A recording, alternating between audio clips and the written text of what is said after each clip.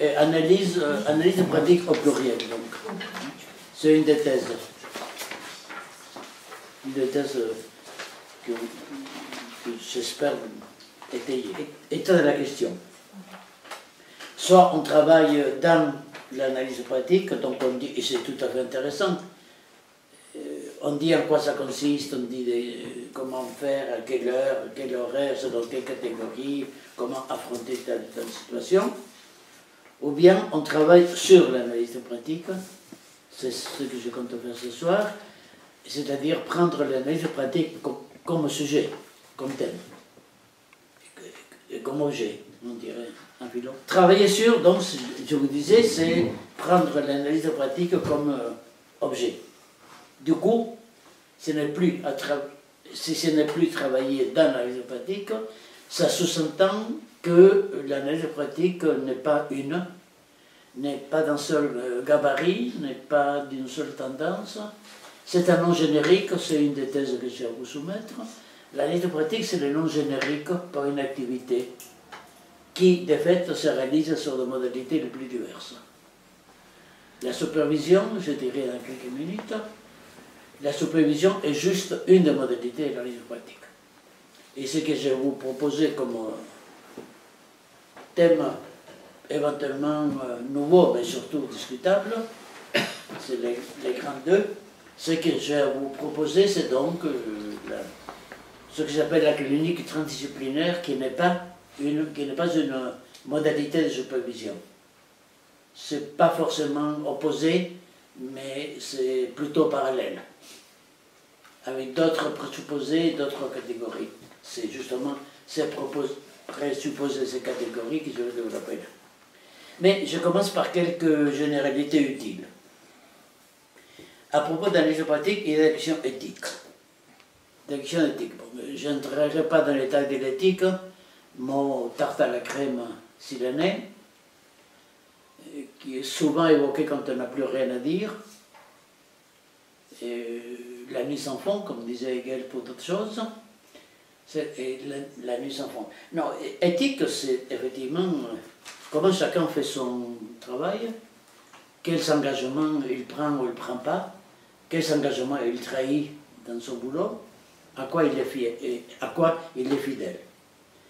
Et plus concrètement, la vie pratique me semble une condition sine qua non pour l'exercice de presque n'importe quelle profession, en ce qui nous concerne, la profession dite sociale, psychologique et apparentée.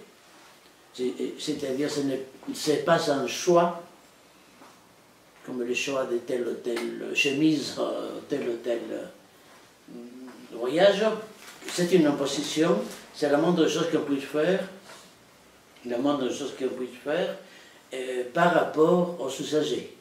C'est-à-dire qu'on doit aux usagers, quel qu'il soit, depuis les psychotiques jusqu'à la personne dite en situation de handicap, on doit effectivement une formation la propre formation, la plus consistante possible, mais en même temps, on doit aussi pouvoir faire face à ce qu'il dit, pouvoir ne pas mélanger la situation qu'on entend et la situation qu'on aimerait entendre. Plus facile à dire qu'à faire. Question éthique, enfin, parce que les métiers, les professions dites sociales, psychologiques et autres, sont des métiers à risque. Heureusement, peu, quoiqu'il y a de notables exceptions à ce que je veux dire, et peu de risques physiques, mais il y a des exceptions notables, et pas peu, et pas que peu. Non, surtout à risque de contamination, à risque d'identification inconsciente, à risque que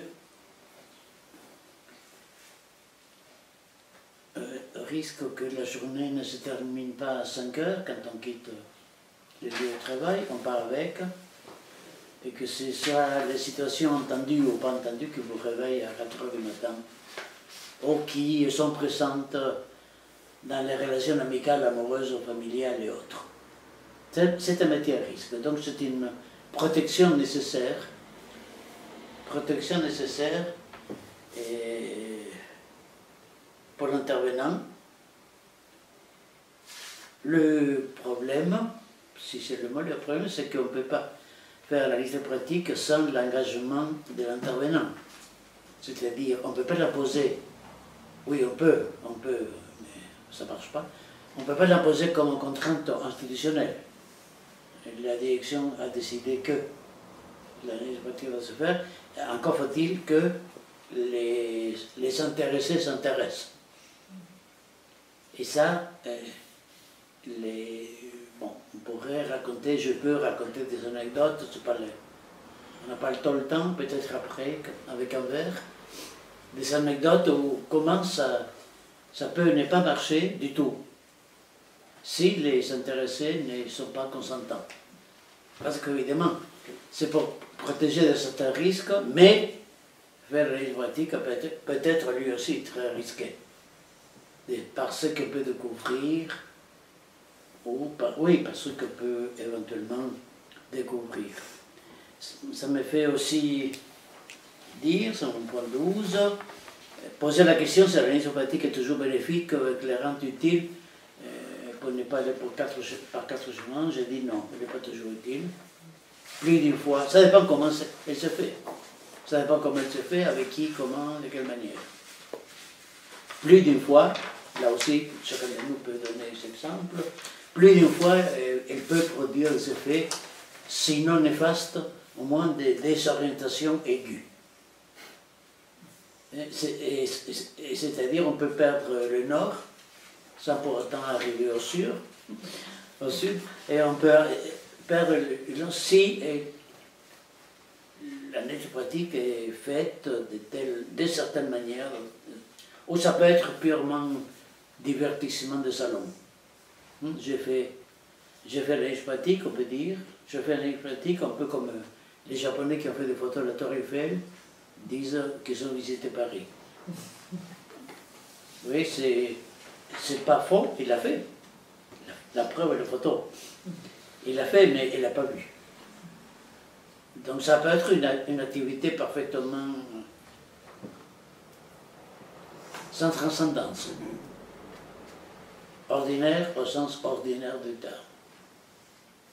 Autrement dit, c'est complexe. Autrement dit, ce n'est pas la panacée. Vous ne comprenez pas ce qui vous arrive dans votre travail. Faites un liste pratique et tout deviendra clair. C'est radicalement faux. Tu peux devenir encore pire, encore plus obscur. Il faudrait continuer sur ce point. Il faudrait continuer sur chacun des points que je veux évoquer, effectivement. À tel point, il y a pléthore de choses à travailler. Le dernier point de cette introduction générale, un des points probablement les plus discutables, c'est que l'analyse pratique est parcourue par un grand malentendu, par un malentendu par excellence, à savoir l'identification entre analyse pratique et supervision. Et ça ne vaut pas pour tout le pays, ça ne vaut pas pour toutes les régions non plus, mais c'est souvent le cas. C'est souvent le cas que l'analyse pratique soit identifiée avec une forme ou une autre de la supervision et que la supervision soit confondue qu'avec l'analyse pratique, ce qui n'est pas toujours, d'après moi. Si on prend le terme dans la rigueur, analyse pratique, analyse, comme nous savons, ou comme nous savons, analyse est un mot grave, hein, ce n'est pas un commentaire. Ce n'est pas un commentaire, ce n'est pas un commérage sur la pratique, ce n'est pas redire ce que l'intervenant a fait, c'est une analyse, c'est-à-dire mise à découvert de mécanismes, et identification des logiques, opération complexe. La supervision, je ne m'étends pas, on verra ça dans l'autre séminaire dont je parlais. Et la supervision inclut nombre de variantes selon les personnes qui le pratiquent, l'école qui se réclame, etc. Ce qui peut rendre le travail, ce qui peut être difficile de repérer quels sont les points forts, les points qui structurent la supervision. C'est-à-dire, ça peut rendre difficile, et on peut toujours trouver une variante de supervision qui ne fait pas exactement ce qu'une machine, qui fait autre chose, mais qui revient au même. Là, c'est un des points aveugles. J'avoue, la faute, c'est à mes amis, qui, évidemment, ça peut pas être moi, c'est bien connu. Non, parce qu'ils m'ont montré avec raison que je ne pouvais pas développer toute une page comme celle que nous avons devant les yeux, mais qui portait seulement sur la supervision. Je ne pouvais pas la développer et en plus prétendre présenter la clinique transdisciplinaire. Donc il fallait choisir, choix déchirant, comme on dit, mais vrai, donc excite la supervision. Il fallait choisir. Et comme on dit souvent, choisir c'est perdre, non, aussi. Donc, supervision, je dirais, honnêtement, reste en suspens dans mon analyse. C'est un point aveugle. C'est un point aveugle. Je crois voir ce qu'il y a dedans, mais pas ce soir. Donc, il nous reste juste à développer, les catégories et les démarches de cette clinique transdisciplinaire que nous pratiquons à Petit Social. Bon, moi, ayant inventé la chose depuis 40 ans, ça a évolué quand même. Ça vieillit bien, la clinique. Moi, pas tellement, mais la clinique, ça vieillit bien. Donc, c'est ça que je veux vous présenter. Présenter ou confirmer, parce que certains le présents ici le pratiquent aussi déjà. Donc, vous voyez les titres, j'essayais pour chacun des points, j'essayais de mettre quelques mots qui servent à retenir au moins une des idées principales de ce point. La différence entre cas et situation, la différence entre contexte et conditions, entre individuel et singulier, entre personnifier le cas, je vais développer tout ça bien sûr, personnifier les cas ou titrer la situation, je parlerai des personnages et des sous-entendus, c'est-à-dire des paramètres, et en 3, je dirais, pour les survivants à cette soirée en tout cas, je dirais à quoi ça sert, enfin certains des points, certains des éléments, à quoi ça sert la dite clinique transdisciplinaire. Pourquoi on peut la préférer ou éventuellement la pratiquer. Différence entre cas et situation. Ce sont des mots qui ont toute une histoire, bien sûr. Hein? Le cas, le terme cas, c'est le casework, l'analyse des cas, justement. Et le cas concerne autrui seulement. Le cas concerne la personne dont je m'occupe, la famille ou l'individu dont je m'occupe, le travailleur social qui en fait état. Les cas, c'est autrui. Une des grandes différences entre cas et situation, dans cette catégorie, c'est que dans la situation, il y a l'autre, les autres, mais il y a moi. Et à moi aussi. Moi qui fais l'analyse pratique, les clinicos, je l'appelle pour faire joli. Hein, clinicos étant l'étymologie grecque de clinique. Il y a moi aussi, mais il y a aussi la politique sociale. Il y a aussi la définition de situation. C'est plus court. Qu'est-ce que peut appeler situation? Je lis avec vous, je commente ensuite. C'est une configuration complexe voulant dire multiples déterminations ou propriétés entrecroisées, porteuses de l'histoire sociale, c'est-à-dire ce n'est pas seulement Jacques Dupont qui est en cause, c'est Jacques Dupont en tant qu'il est aussi porteur d'histoire, conscient ou inconscient. Porteur d'histoire dans sa manière de parler, dans sa manière de se taire, dans sa condition sociale évidemment, dans les quartiers où il habite, dans les opinions qu'il émet, dans les jugements qu'il pense mieux ne pas communiquer. Porteur d'histoire sociale. Elle est rendue possible parce que le monsieur n'allait pas bien, ça ne suffit pas comme définition. Elle est rendue possible, la situation, elle est rendue possible et sinon obligatoire par une politique sociale. Oui, la politique sociale comme composante sine qua non de situation. Non seulement extérieure, mais c'est qui, la politique sociale comme un grand fournisseur, fournisseuse des situations. Oui, c'est une filière de recrutement des situations. Et éventuellement des fidélisations de situations, ce qu'on appelle la famille assistée. Situation donc rendue possible, sinon obligatoire, par une politique sociale.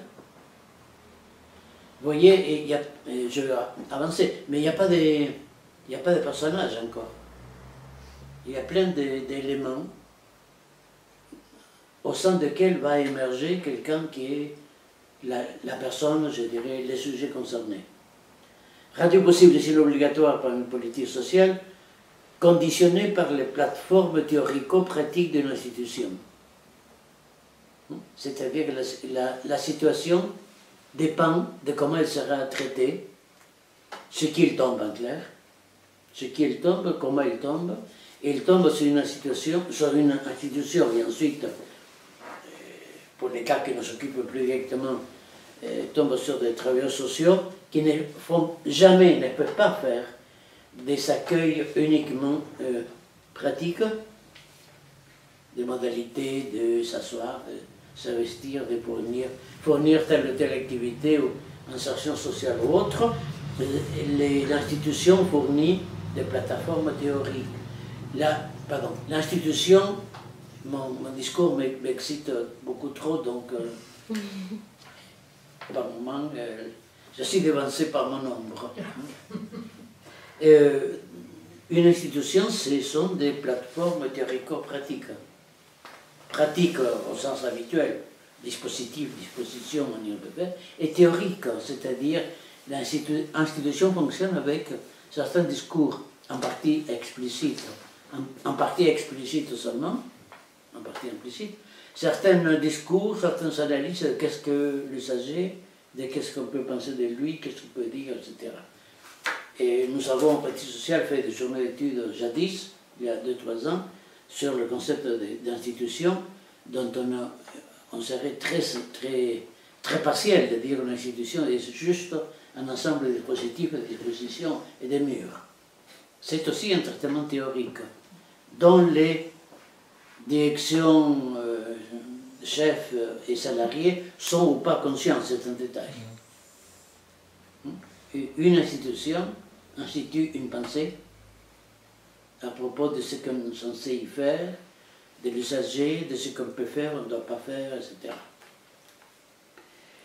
Donc, situation complexe, porteuse d'histoire sociale, rendue possible, sinon obligatoire, par une politique sociale, conditionnée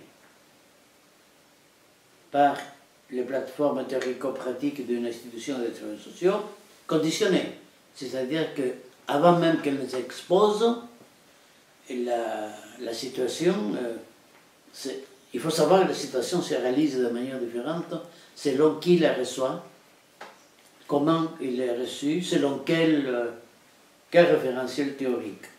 Et enfin, à la toute fin de ma longue liste, enfin, la situation est incarnée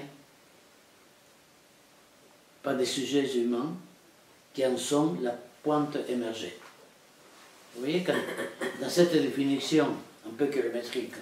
Dans cette situation de la notion de situation, les sujets apparaissent à la fin, en tant que porteurs. Surtout pas un mot qui dans la liste transdisciplinaire, la clinique transdisciplinaire me semble pour le moins douteux, ils ne sont pas acteurs, ils sont agis.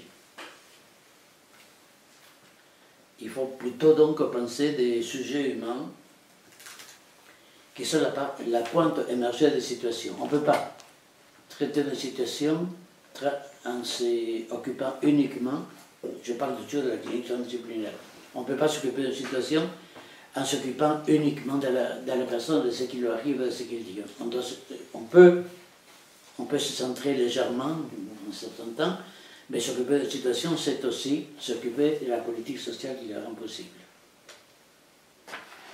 De l'institution qui l'a conditionnée, sinon provoquée. C'est la différence aussi entre contexte, bon, certains savent que c'est un de mes mots maudits, contexte et condition. Le contexte social, familial, politique, le contexte est l'environnement extérieur. L'environnement extérieur, ce qui entoure la personne, comme on dit cette phrase extraordinaire en français, le monde qui l'entoure, le monde qui l'entoure, qui est la phrase monument au narcissisme. Le monde m'entoure, oui. Moi, le roi soleil, entouré par le monde. Bon. Il faut être un peu plus modeste quand même. Environnement extérieur qui influence les situations. Qui influence. S'il pleut, s'il pleuvait, ce n'est pas le cas encore, mais ça peut venir. S'il pleuvait, je sors sans père, la pluie m'influence au point qu'elle me mouille. Il suffirait que je ne sorte pas pour ne pas être mouillé ou porter un parapluie. Vous voyez? Le contexte, c'est un rôle aléatoire. Et la situation, dans ce cas-là, les cas, il aurait fallu que je marque, et le cas, tout dépend comment il trouve, comment il se laisse influencer. Comme si nous avions, chacun de nous, les choix du genre de vie que nous voulons avoir. Un peu, mais c'est très relatif, me semble. À la notion de contexte, je préfère celle de condition. Donc, condition, réquisites, ensemble de réquisites extérieurs, intérieurs, qui rendent possible ou empêchent la situation.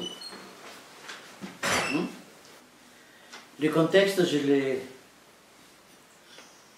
certains parmi nous avaient chaud, donc ont enlevé le contexte, la veste, moi aussi dans la chambre. Éventuellement, on peut continuer au cas où. Et le contexte, c'est qu'un tour. Les conditions, en revanche, on ne peut pas satisfaire. Je peux laisser la chemisette, pas mon corps. Enfin, si je prétends continuer à être vivant.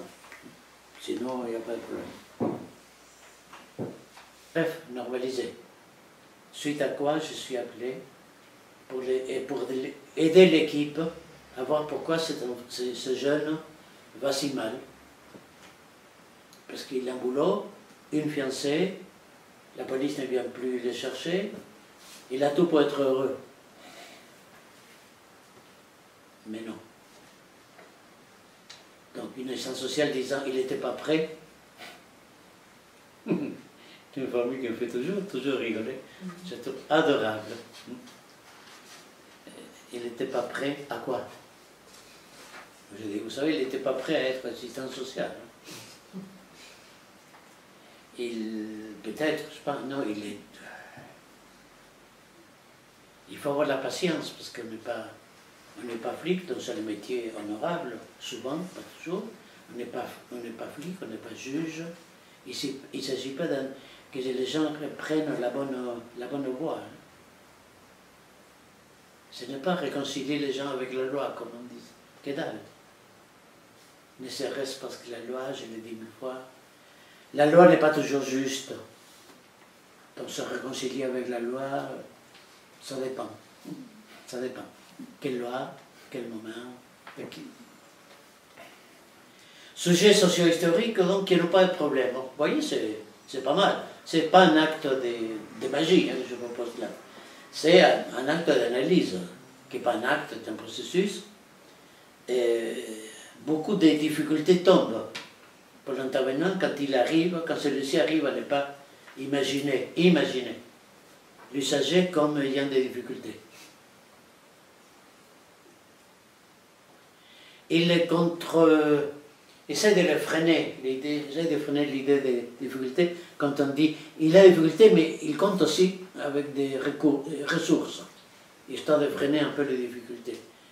Là c'est bon, vous voyez, il faut travailler ça, il faut essayer de montrer comment identifier des ressources chez la personne est une manière pour l'intervenant d'entendre que la dite personne n'est pas définie par les difficultés.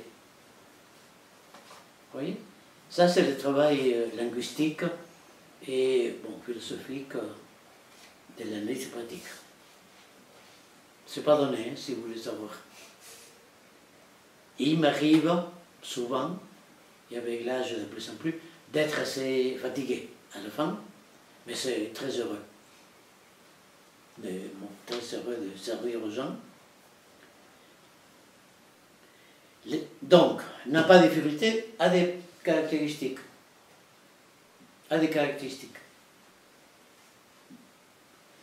Mettre au lot de dos, c'est une caractéristique. Et picoler, c'est une caractéristique. La pédophilie est une caractéristique.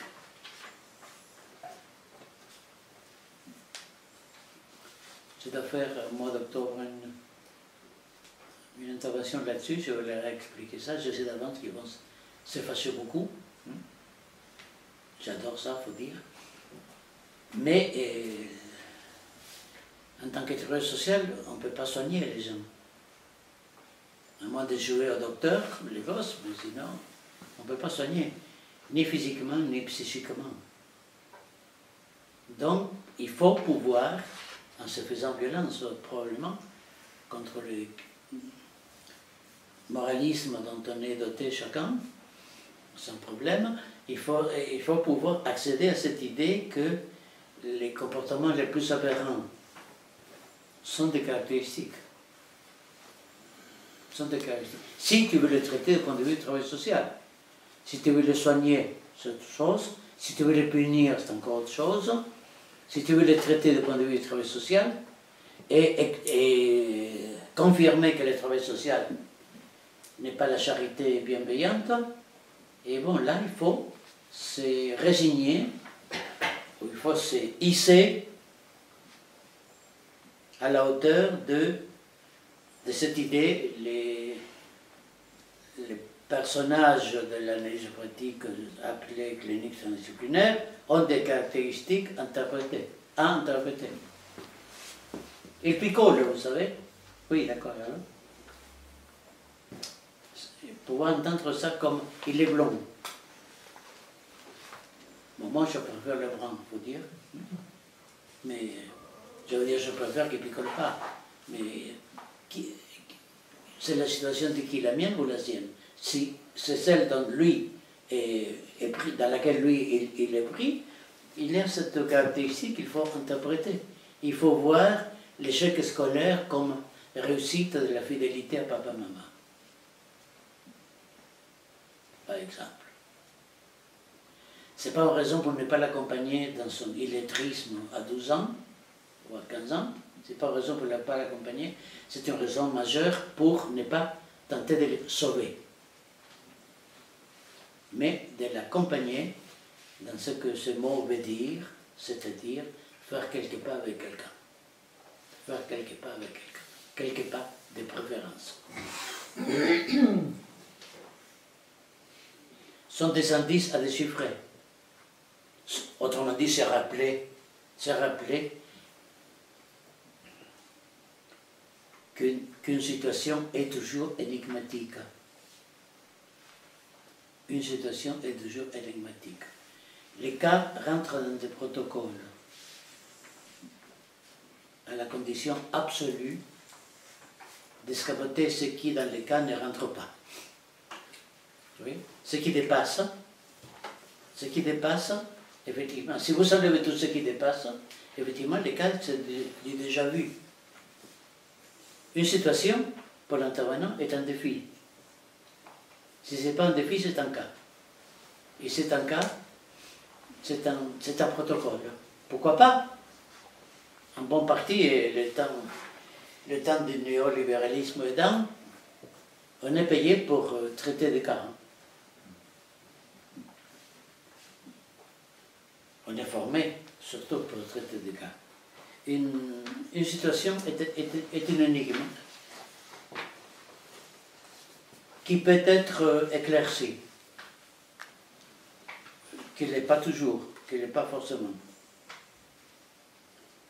En tout cas, cette idée que les caractéristiques d'un sujet, dans une situation, peuvent devenir problématiques si on les traite comme un cas. Pas, vous voyez, picoler n'est pas une difficulté pour lui, à moins qu'il les vive comme tel, auquel cas on parle d'une autre manière. Picoler est un défaut, est maladie pour moi qui n'a pas d'autre catégorie pour l'aborder. Je ne sais pas si c'est clair pour induire l'idée que dans la lutte pratique, les cas, si on peut faire un jeu de mots, les cas est l'intervenant, pas la personne dont il s'occupe. Ce qui peut nous faire comprendre les réticences, parfois énormes, des travailleurs sociaux et des psys à faire la lutte pratique. Parce qu'ils savent bien, quelque part, savent bien que la lutte pratique passe par la personne dont on s'occupe, mais c'est d'eux qu'elle s'occupe d'abord. Dans la lutte pratique, on peut dire, c'est l'intervenant comme cas. Un mot sur le collectif, les groupes, les équipes, différentes formes de collectifs. Dans les collectifs, la voix individuelle se perd, dit-on, connerie, enfin bêtise. Du tout. Du tout parce qu'un collectif n'est pas un bloc sans faille. Il n'y a pas d'équipe dans laquelle tout le monde serait d'accord pour les mêmes raisons et avec les mêmes finalités. Il n'y a d'équipe que clivée. Les clivages, je veux dire, parcourus par des tendances, des manières de penser, des manières de faire, plus ou moins différentes, parfois et contradictoires. Dans le langage philosophique, sont tendanciellement unifiés. Mais ne sont pas des blocs. Il n'y a pas de collectif sans différence interne. Il se réfugie derrière le collectif, dit-on. Non, il se réfugie éventuellement derrière tel ou tel courant du collectif. Ça peut être intéressant, utile pour l'intervenant, il me semble, de se dire qu'un collectif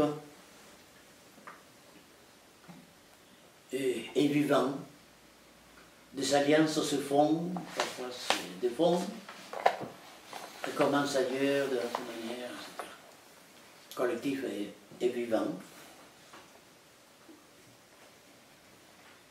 Je veux donner, quelqu'un dit dans une équipe, je veux donner mon opinion, mais je parle que pour moi. C'est pas possible. On ne peut pas parler que par soi-même.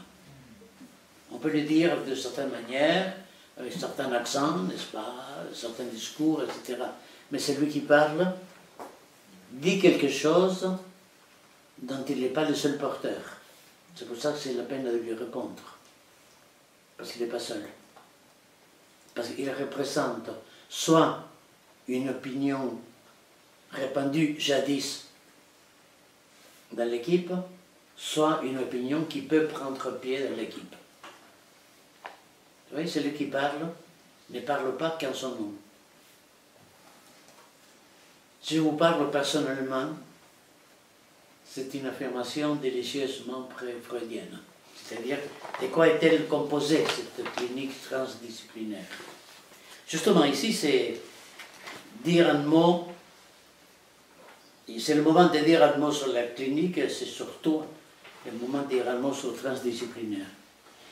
Et clinique, je le prends ici au sens étymologique, et ça veut dire un à un, au cas par cas, on dit, psychanalyse. Un à un, c'est-à-dire ce que j'ai trouvé pour la situation précédente, il n'est pas certain que ce soit opportun de l'utiliser dans une nouvelle situation. C'est pour ça que je disais, toute situation est une énigme. Les cliniques, c'est recommencer tout depuis le départ. J'ai déjà vu des situations comme ça, ce n'est pas encore de la clinique. Ça peut venir, mais ce n'est pas encore de la clinique. Un par un. Un par un. Mais un au sens du singulier, pas de l'individuel.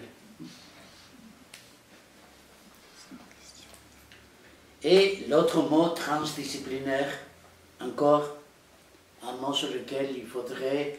Bon, il faudrait s'attarder beaucoup. Ça fait une petite quarantaine d'années que je me tarde sur cette notion transdisciplinaire. Donc c'est un peu démesuré. En tout cas, ce n'est pas pluridisciplinaire. Pluridisciplinaire peut être la supervision, c'est-à-dire convoquer des dimensions différentes. Ça, c'est pluri. Ou multi, ça se dit peu en français. Pluridisciplinaire. Transdisciplinaire, c'est travailler avec les disciplines, mais en même temps les dépasser. En même temps, essayer de s'orienter au sein des disciplines. Qu'est-ce que je cherche avec les classes sociales, avec les complexes d'Édipe, avec ceci ou cela.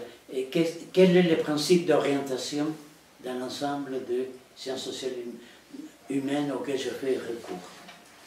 Les principes d'orientation, ce que j'appelle là le référentiel maître, partir de ou tenir compte de ce principe, l'idéologie et l'inconscient font nœud. On imagine volontiers, si j'étais sérieux et vous d'une patience infinie, de conditions excessives bien sûr, il faudrait des années, et il me faut des années.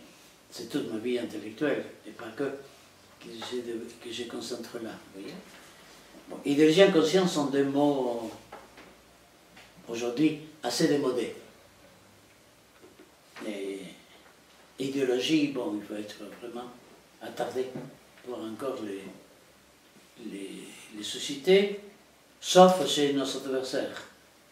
Les adversaires, les gens à qui on s'oppose, ont des principes idéologiques. Il y a eu dans le monde récemment, mais il y a constamment des polémiques des sociologues qui dénonçaient un autre sociologue qui se servait des données chiffrées pour faire de l'idéologie. Pourquoi pas, mais bon. Ils oublient la leur. L'idéologie en termes de modé, vous savez, démodé, que veut dire hors mode, non sujet à la mode, donc éternel. Ou en tout cas un peu moins périssable que la mode. Inconscient est en train de assez avancer sa décomposition. Et grâce à la systémie, mais aussi à une bonne partie des tenanciers de l'inconscient, de ceux qui le pratiquent.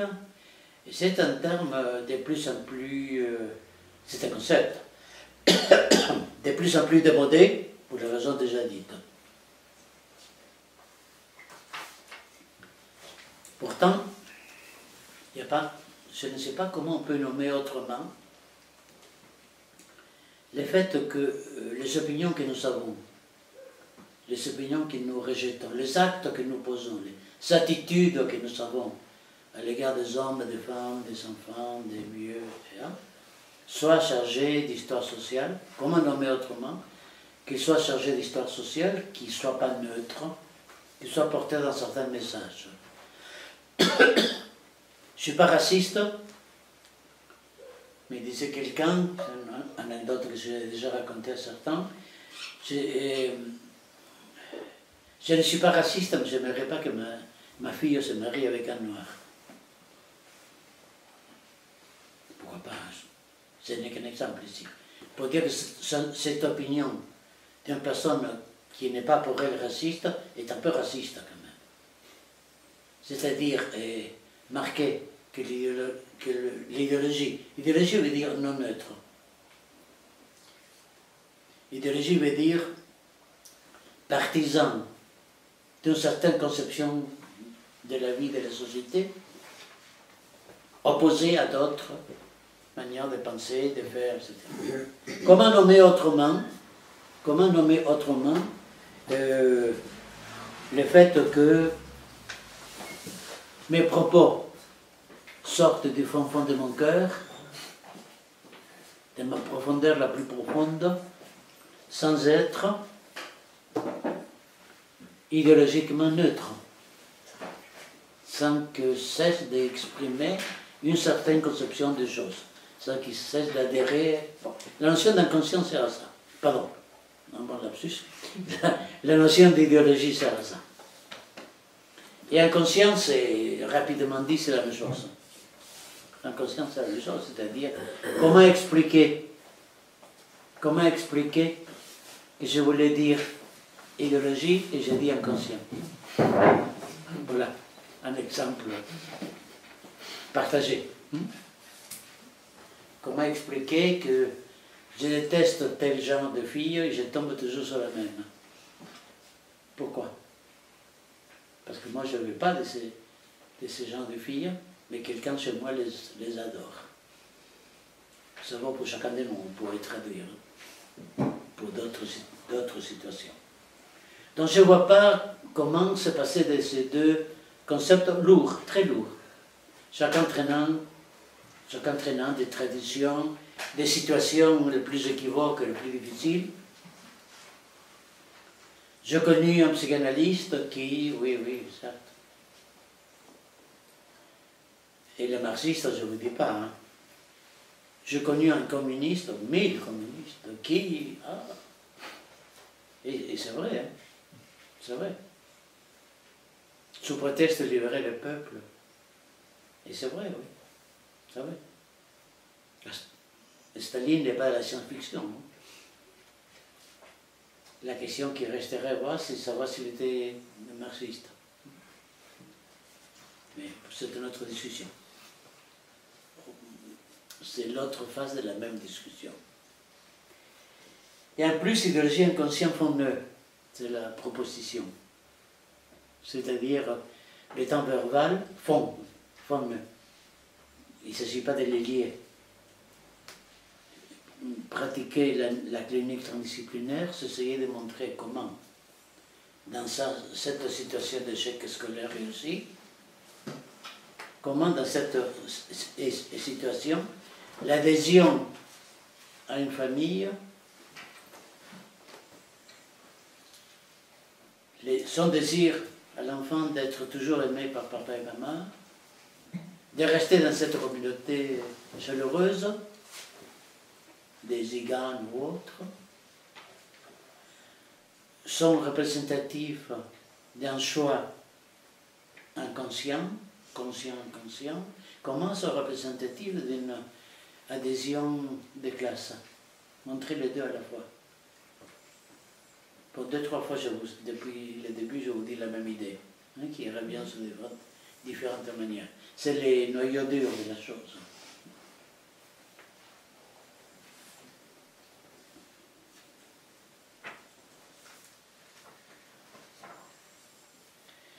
Objet de la clinique transdisciplinaire, c'est un résumé, ce n'est pas le cas d'un tel, ce sont des situations historiques singularisées.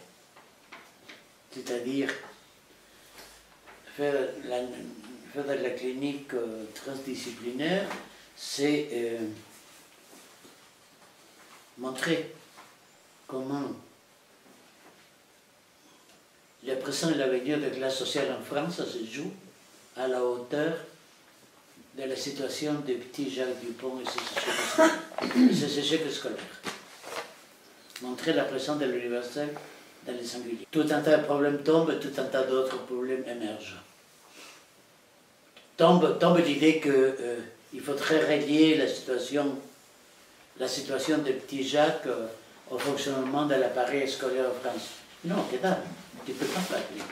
Tu ne peux pas traiter de l'échec scolaire, de la réussite non plus. Tu ne peux pas traiter l'échec scolaire sans traiter du fonctionnement de l'appareil scolaire en France. Parce que dans l'échec scolaire, il y a le petit Jacques, il y a aussi le maître. Hein. Et il a 12 ans, il ne sait toujours pas lire et écrire. Il y a eu au moins 6 maîtres qui ont réussi à ne pas lui apprendre à lire et écrire. Qui ont réussi à ne pas lui apprendre à lire et écrire. Et c'est à l'école, j'ai l'habitude de dire, c'est à l'école qu'on apprend à être analphabète. Parce qu'il ne savait pas lire et écrire avant, bien sûr. Il a 5 ans, il est encore à la maternelle. Bon. Mais comment se fait-il? Pour être analphabète, il faut aller à l'école. À l'école réelle ou à l'école à laquelle il aurait dû aller. Ça nous mène ailleurs. Hein? Ça peut venir dans nos échanges après. L'école comme espace d'apprentissage formidable que je célèbre de toutes mes forces pour tout un tas de raisons, mais aussi l'école comme apprentissage d'ignorance rituelle non pensée.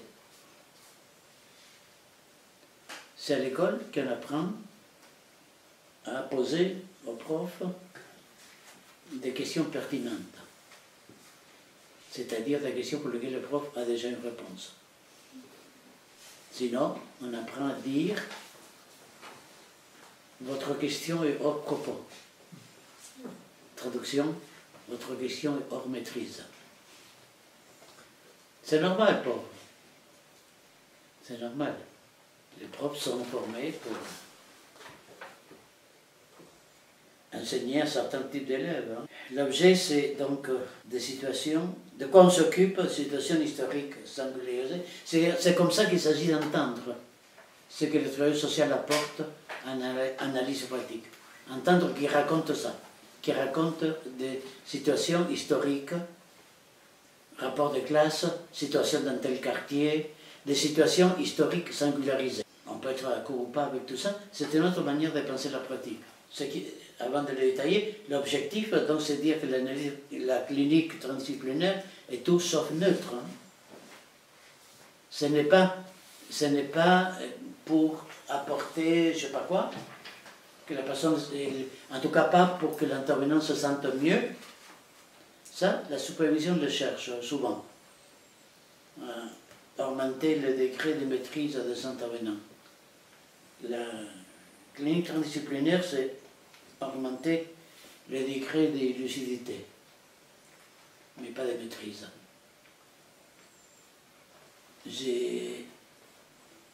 Je maîtrise, chef, ne vous en faites pas, je maîtrise. Il y a de quoi s'inquiéter beaucoup d'une telle déclaration. Je maîtrise. Je maîtrise ce que je maîtrise, mais pas le reste. Donc, l'objectif de passer de la charité, c'est-à-dire la posture de secours, aider l'intervenant, travailler avec l'intervenant à repérer les éléments de charité dans son exposé. Dépasser aussi la relation d'aide, qui est typique de la prise en charge. Pour ça, comme disent les vieux, bon, il faut que vous lisiez tel ou tel de mes chapitres. Je ne peux pas développer ici. On aide la seule chose à rappeler, c'est qu'on aide le usager dans le contexte de la prise en charge, dans les conditions de la prise en charge. Sinon, il n'y a pas de relation d'aide. Il y a soit relation... Si les mots sont des appellations contrôlées, c'est mon obsession. Enfin, une, j'en ai plusieurs, mais une en tout cas. Si les mots sont des appellations contrôlées, pour aider quelqu'un, il faut pratiquer la prise en charge. C'est-à-dire l'attitude d'après laquelle je sais ce qui est bon pour vous. Suivez-moi, vous comprendrez plus tard. Dépasser aussi le secours, qui est typique de la charité, religieuse ou laïque, en l'occurrence, presque en détail. Promouvoir, donc, c'est ça l'objectif, promouvoir un procès. Un procès, c'est-à-dire pas un acte, c'est-à-dire une série d'actes, plus ou moins contradictoires, semer des sauts importants et des retours en arrière. En tout cas, un procès n'est pas linéaire, d'un seul trait. Un procès forcément partiel, d'alliance idéologique et transférentielle de prise en compte. Ça, bon, je renvoie au chapitre correspondant. Alliance, oui, alliance à la place de secours. Alliance à la place d'aide. Alliance, alliance matrimoniale, alliance politique, alliance... Et vous savez que les alliances changent. Parfois sont rompues. Parfois même on est allié avec quelqu'un d'autre que celui avec qui on pensait être allié. Et l'alliance est forcément temporaire, même si le temps peut être plus ou moins long. Deux derniers points de moralité. En compréhension et résistance des usagers, travailler avec l'intervenant à lui faire comprendre que sa compréhension et résistance des usagers peuvent être positives. Qu'elle ne comprend pas. Qu'il était d'accord avec ce que vous dites et qu'il a fait pourtant exactement le contraire, ça témoigne d'une incohérence prometteuse. La positivité du négatif, disait M. Hegel. La positivité du négatif. Ça c'est la dialectique. Ça c'est la préface à la phénoménologie de l'esprit. Un livre très difficile. Difficile, non, pas très. Un livre difficile à lire. La préface. Ça fait qu'une vingtaine de pages. Bon, 2-3 ans. 2, allez, 2. Pour faire. La préface des... Pardon? De la phénoménologie de l'esprit. Je ne me souviens plus, jamais c'est le préambule ou la préface. 2 ans de travail. Pardon? Une page qui demande 2 ans de travail au moins. Oui, c'est ça que j'ai dit, oui. Oui, bon, 2 ans. C'est quoi 2 ans dans une vie consacrée à la connerie? Non, mais il faut le savoir avant de commencer à lire. Parce que... Oh. Non, il faut lire. Non. Il faut pas. Non, il faut pas rendre les choses trop solennelles. Il faut commencer à lire, c'est comme l'équipe, c'est comme... Non, je blague pas comme Pif, je sais pas, le truc qui est là. Et, non, on lit comme on peut. On lit comme on peut. Ne faisons pas une lecture, disons, universitaire, solennelle, que dalle. On lit comme on peut, avec ses conneries. Je demande aussi à les lire plusieurs fois. Mais on la lit, à chaque fois on trouve autre chose.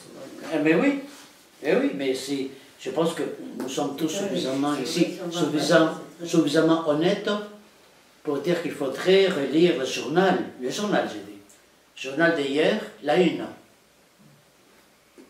pour comprendre qu'est-ce qu'ils veulent dire quand ils disent que la situation économique s'améliore en France. Par exemple. Avec les métiers qui sont les vôtres, si vous comprenez ça d'emblée, c'est tout à fait inquiétant. Ouais, vraiment.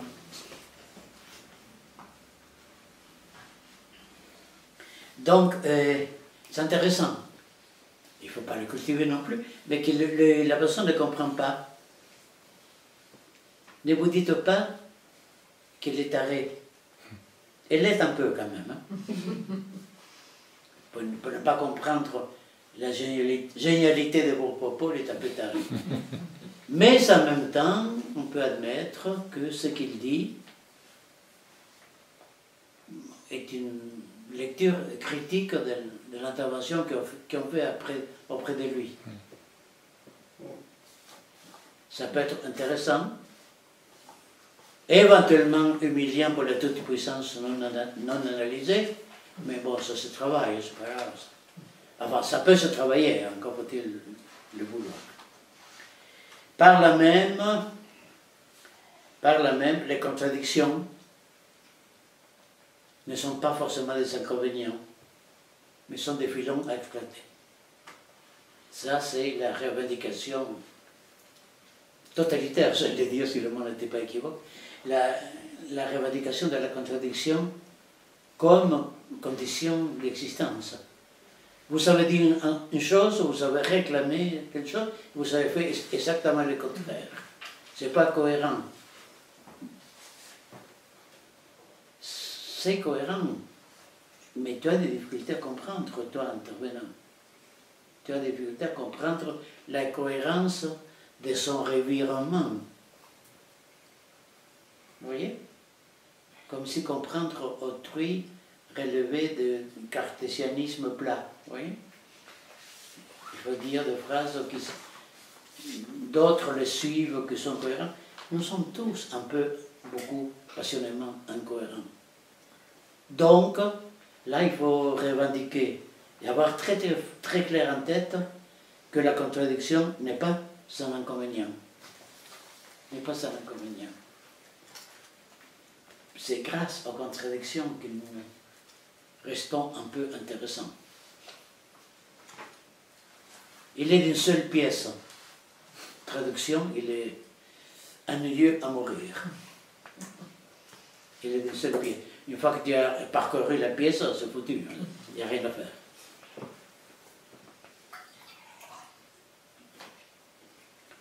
Bon, à quoi ça sert tout ça? Finalité de l'exercice clinique transdisciplinaire. À deux choses tout à fait intéressantes, me semble. La première marque une différence importante avec la supervision et avec d'autres modalités d'analyse pratique, à savoir, il s'agit de produire des connaissances objectives. C'est-à-dire pas à fortifier la maîtrise d'un intervenant.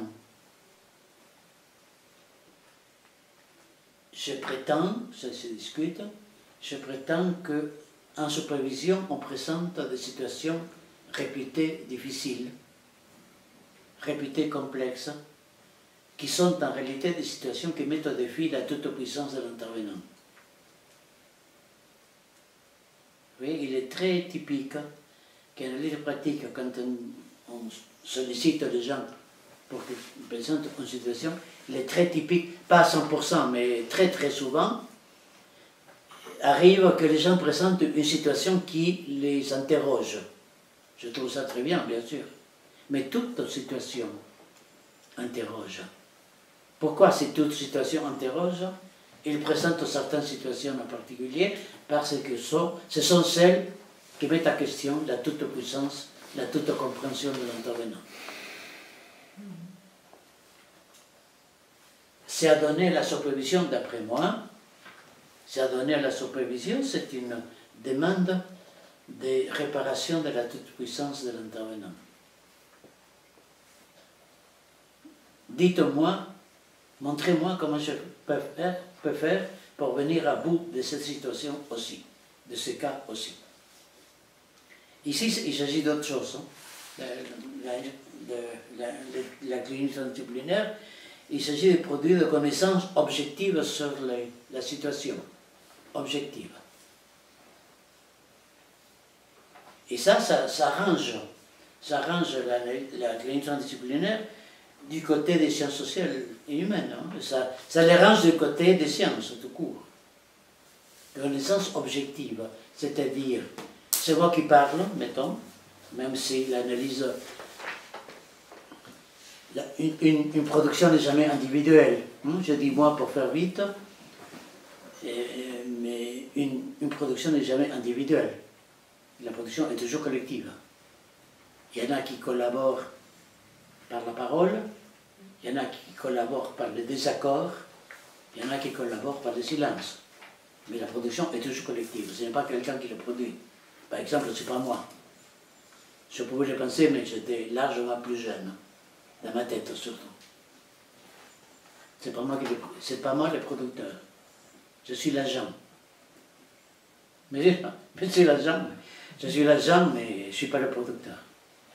Le producteur est toujours un collectif, conscient et inconscient, formel et informel. Il s'agit à propos des situations de produire des connaissances objectives.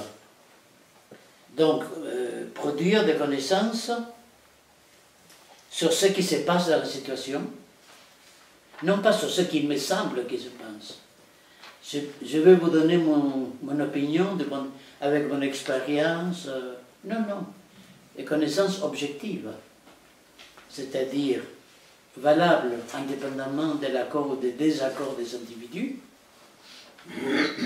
rectifiables, sinon ce n'est pas objectif, c'est la révélation, rectifiables, amendables, dire ce qu'il en est de la situation. Oui?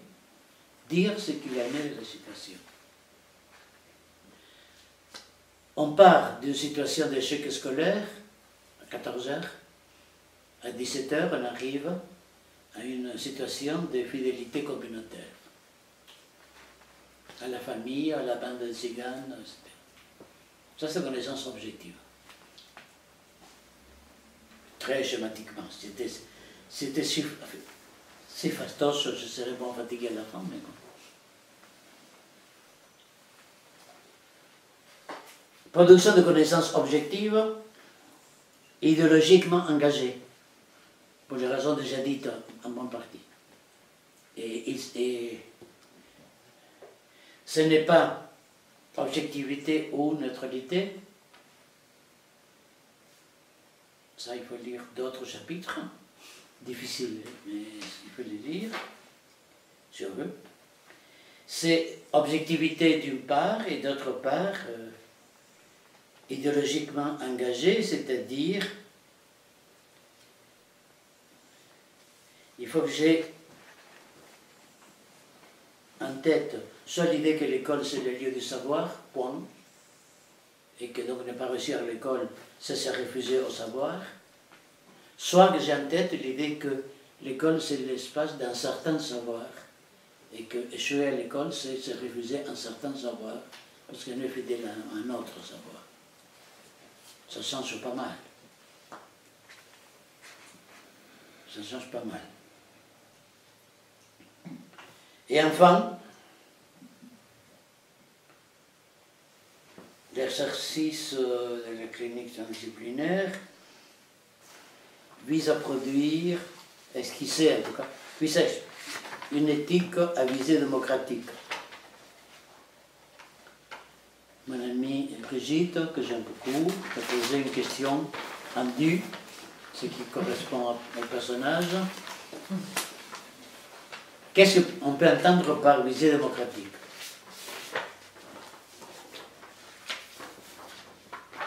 Bon, d'abord c'est à visée démocratique. Hein. Ce n'est pas une éthique démocratique. Dans des sociétés comme les nôtres, la démocratie a un statut d'idéal, pas de réalité.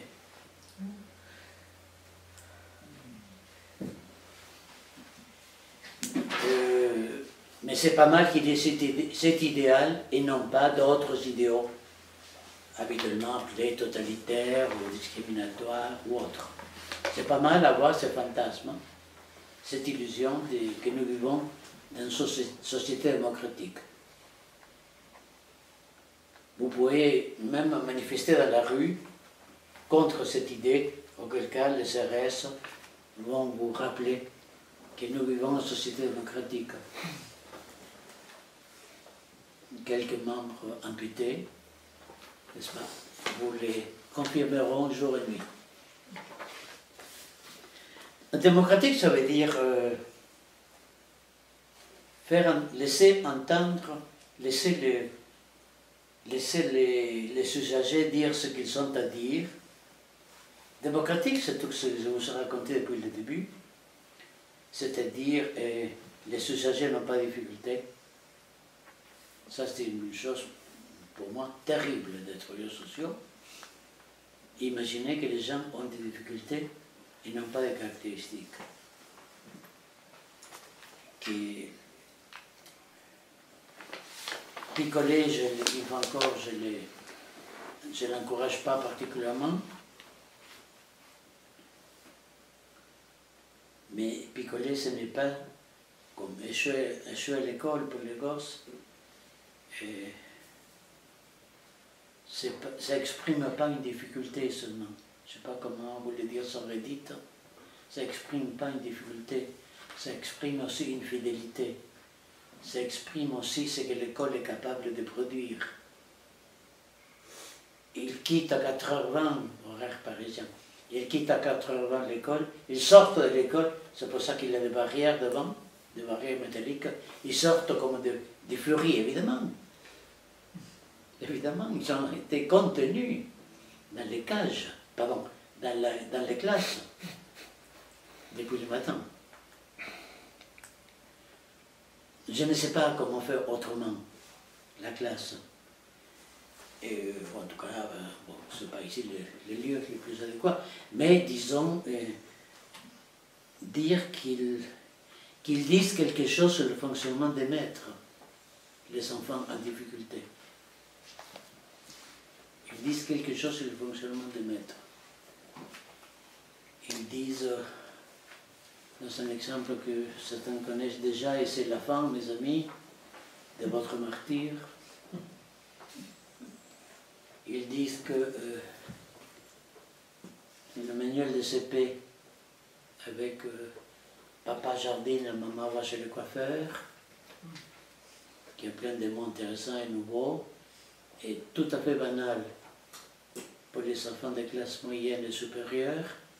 Maman va chez le coiffeur tout le vendredi et Papa jardine dans notre maison de campagne, est tout à fait inconcevable pour le prologue d'HLM, où Papa jardine, mais pour la ville de Paris, et Maman va chez le coiffeur uniquement quand il y a des mariages ou des enterrements, des proches.